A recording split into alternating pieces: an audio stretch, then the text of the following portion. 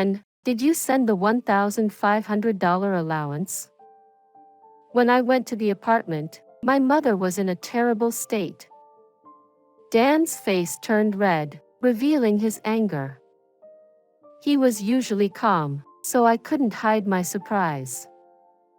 We have no money, the electricity and water have been cut off. She said she didn't want to worry me, so she kept quiet. And, what happened to the $1,500? Tell me the truth. My husband, Dan, seemed concerned about his mother, and was not thinking clearly. It seemed that his mother hadn't eaten either, and looked worn out. However, I couldn't believe it, and told Dan. Have you looked at your mother's bank book? You'll understand everything if you see it. I showed my husband the bank book, and he started trembling. What's going on? Is it possible that my mother? No way, it can't be. My name is Anne. I work at a publishing company. Ever since I joined as a new employee, I have been looked down upon for being a woman. I was determined not to lose to men, and worked desperately, tirelessly. It wasn't until I turned 38 that I finally got assigned a project of my own. While my subordinates were getting married and leaving one after another, I would boast, I live for my work. I enjoyed my job, and it gave me a sense of fulfillment. In my younger days, I used to say that I wanted to get married by the age of 40, but honestly, that didn't matter to me anymore. I had my work. Every time I attended weddings of people around me, I would remind myself of that. First, I focused on my career, and it was painfully devoid of any romantic encounters. Every single day, it was just commuting between home and the office. I would start my day early, grabbing a cup of coffee at the office, and return home late after overtime, when it was already pitch dark outside. But once I arrived home, changed out of my suit into comfortable clothes, and enjoyed that refreshing feeling while sipping a beer, I started thinking, who needs marriage anyway? During that time, I met a business partner named Dan. We were assigned to work on a project together. Dan was incredibly competent, and I respected him. Naturally, our relationship as work partners developed. Would you like to grab a meal together? Yes, absolutely. Even during our meals, work topics dominated our conversations. We started seeking each other's advice, and gradually began having meals together, on multiple occasions. Initially, our discussions revolved around work, but naturally shifted to discussions about our families. We talked about our mothers, fathers, and the environment around us. I learned that Dan's parents divorced when he was young, and his mother raised him on her own. His mother apparently had aspirations of becoming an actress or a model in the past. He started sharing these stories with me. Before I knew it, I found myself sharing about my parents' divorce, and how my father raised me alone. It was something I had never shared with anyone before. I don't want to burden my mother, who supported me even through university, with financial troubles anymore. I understand. I feel the same way. I'm truly grateful to my father, and I always want to repay him with filial piety. Perhaps it was because our situations were similar, or maybe it was Dan's kindness and good nature. I started opening up my heart. Dan also shared something else with me. My mother went through a period of deep emotional distress when she incurred a significant amount of debt. She still has some remaining debts, and we are paying them off together. Dan's mother fell victim to a fraud scam around the time Dan started working. She was deceived and lost a large sum of money. Dan learned about this and has been providing her with a monthly allowance of $1,000 ever since. I was deeply moved by his kindness. For young professionals, $1,000 is a substantial amount of money. The fact that he was sending that to his mother every month left me in awe. I also didn't want to burden my father anymore. I strongly felt the need to repay him and show my gratitude. Could I also contribute to repaying that debt? Let me help. Ha! It was a spontaneous remark driven by emotions. Looking back now, it might have been a complete reverse proposal. Maybe it was due to our age, but it didn't take us long to start considering marriage. However, with both of us being busy with work and finding fulfillment in our individual lives, we couldn't take that step towards marriage. But my words seemed to have struck a chord with Dan. "And, will you marry me?" he proposed to me, and yes, let's repay our parents' kindness together. Let's create a happy family, I answered. And so, Dan became my husband, and our married life began. He encouraged me to continue working, and my career was going well. Both our personal and professional lives were thriving. There were times when I had to work late, and Dan would cook dinner for me. We had the mindset that if one of us took care of the household chores, it would be sufficient. Together, we built a new family dynamic and supported each other. Initially, Dan was considering living with his mother, as he was worried about her. I agreed with the idea, but his mother said, "Enjoy your time together as a couple." So, we rented an apartment nearby, ensuring that we could be there quickly if anything happened, and be readily available. The financial support that Dan used to provide before we got married increased to $1,500 per month. We both agreed on this amount and sent it to his mother regularly. I also wanted to give something back to my own father, perhaps a trip or a small gift. I also felt the desire to save money for our future child, who might come along someday. But for now, our main concern was Dan's mother. We continued to support her financially, working together as a team. Immersed myself in my work every day, just as I did before.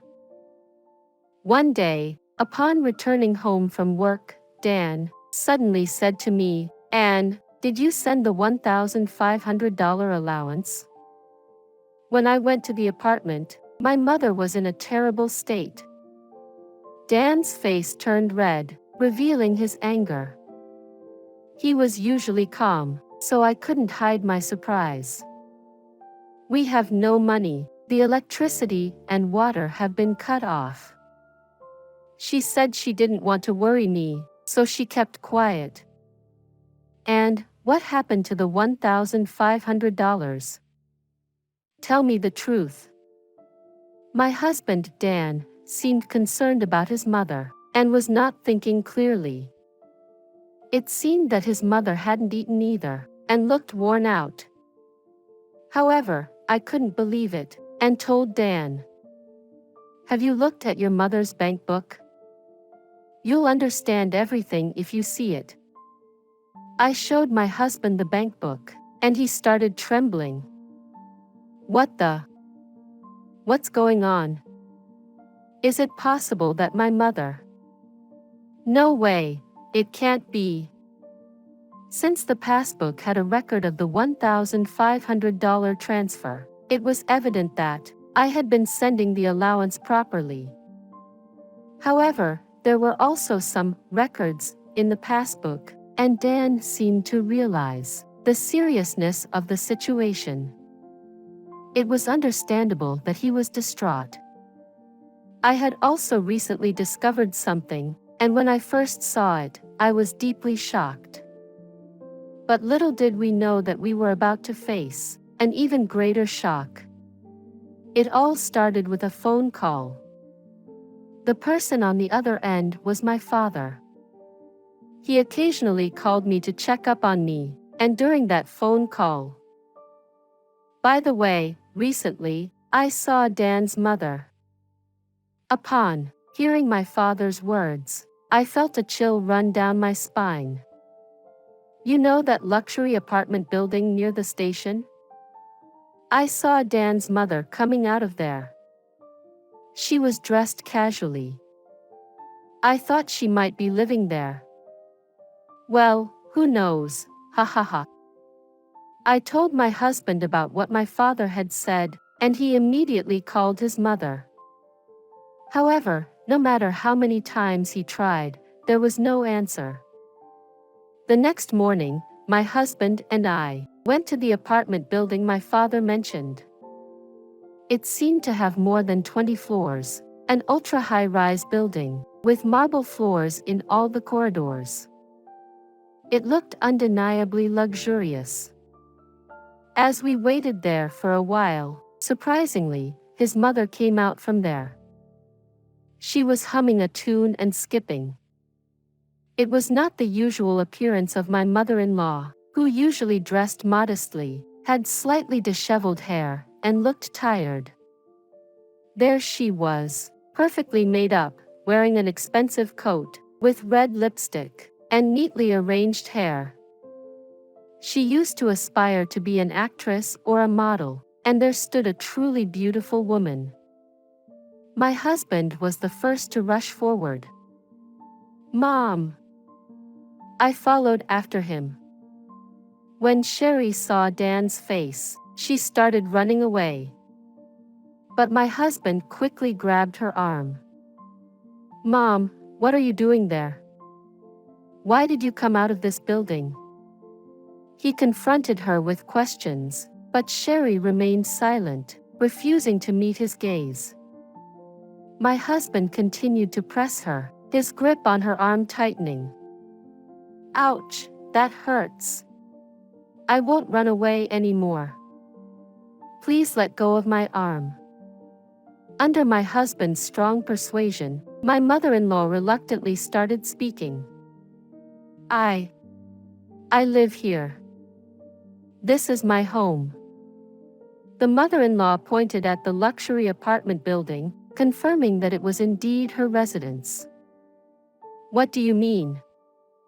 My husband became even more confused, his voice unintentionally raising.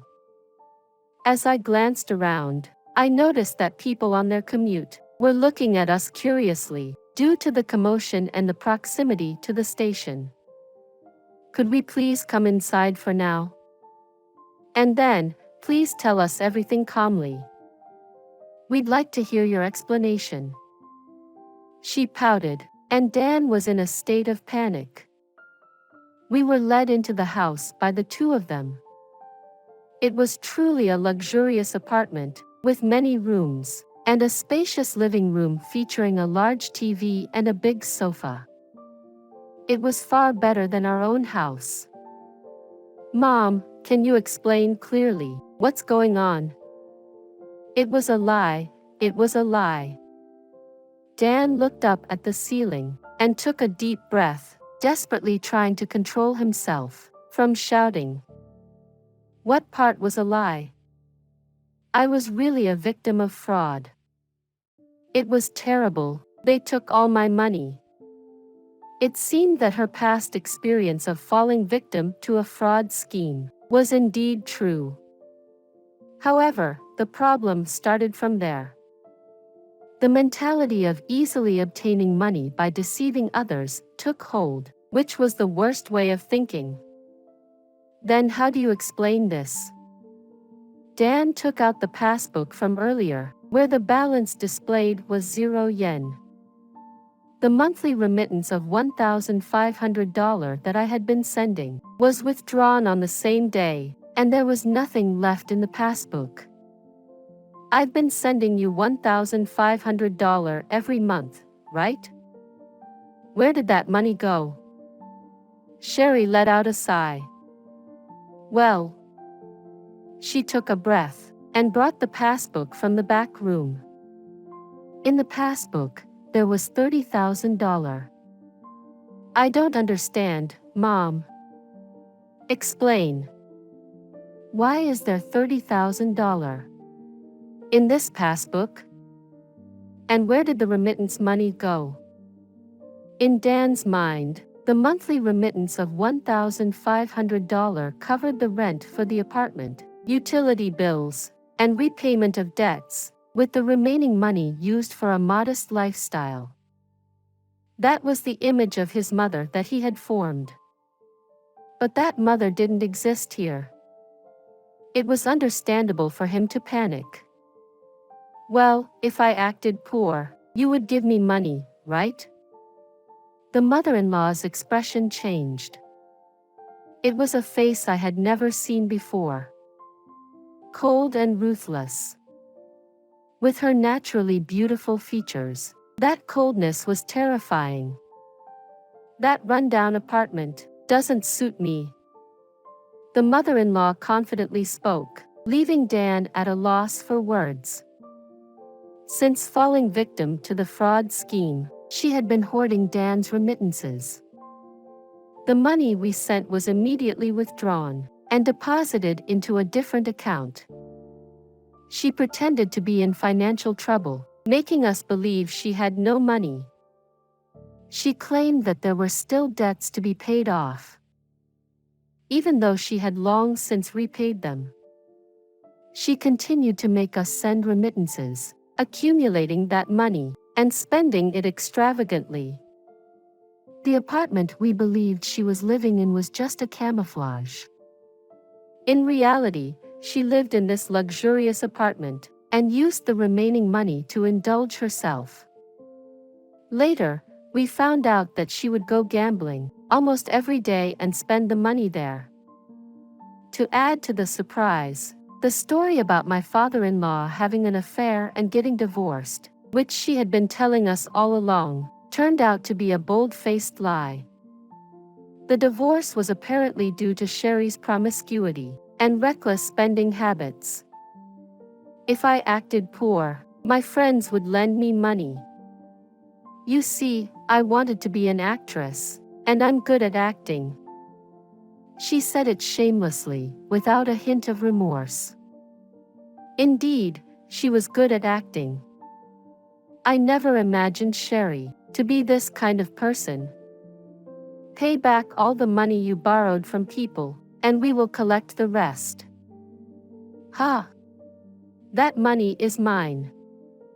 Besides, if I don't have money, I can't live in this apartment. I will never pay it back. Then we will cut ties with you.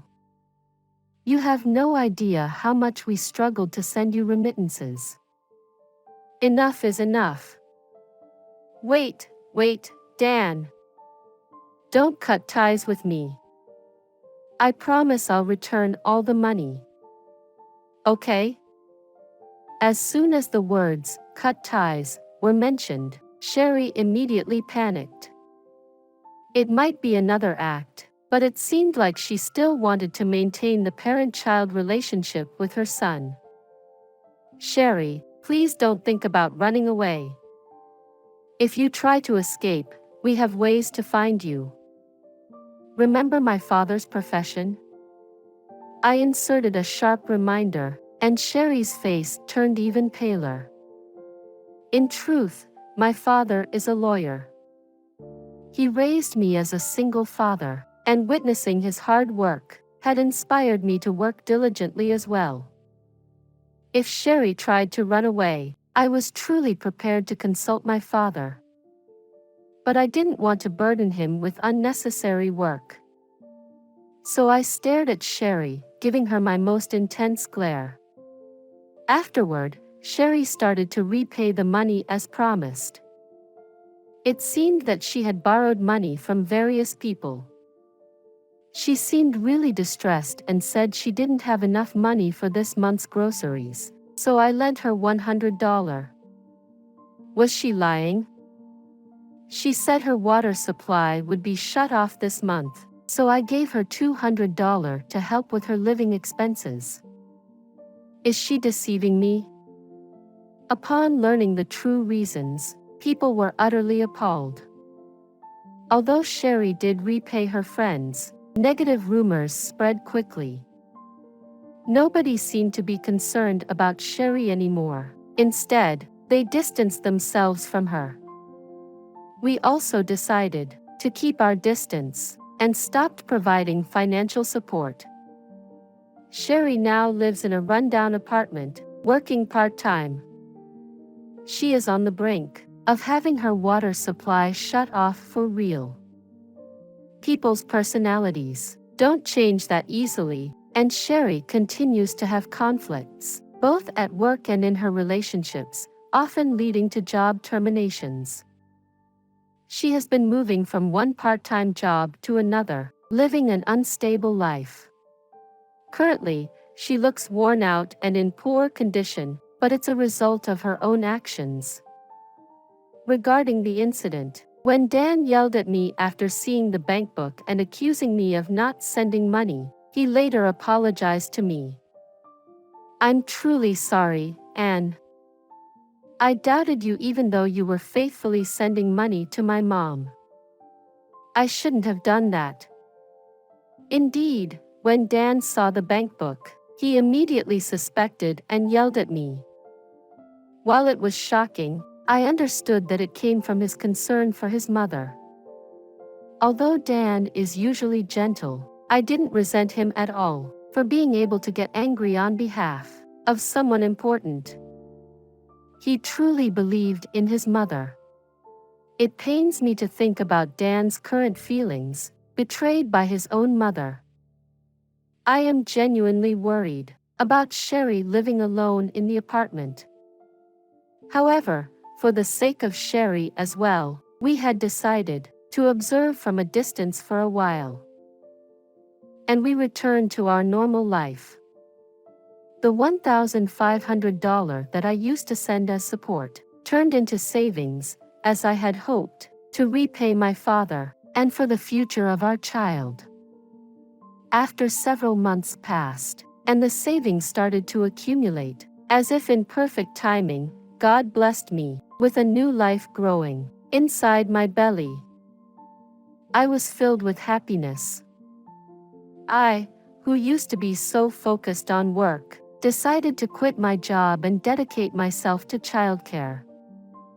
Having witnessed numerous retirements due to marriage at my workplace, I received even more blessings and well wishes from people who saw me off on my retirement.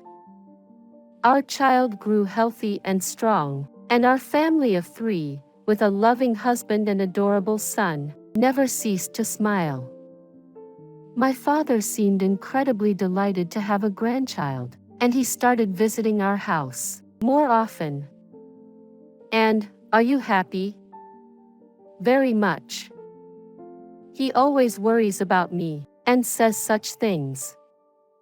And now, I'm at the airport, waiting for Dan, who is going through the boarding process. Sorry to keep you waiting. Shall we go? I'll carry your luggage, Greg. It was a dream trip with my father, a journey abroad, with my father, son, and husband. The 4 of us, to show our gratitude to my father, were about to embark on this trip. Let's go, Grandpa. Come with us. Ha ha ha. I glanced at Dan and exchanged smiles. We left Japan with joy, determined to never betray the smiles of our precious family.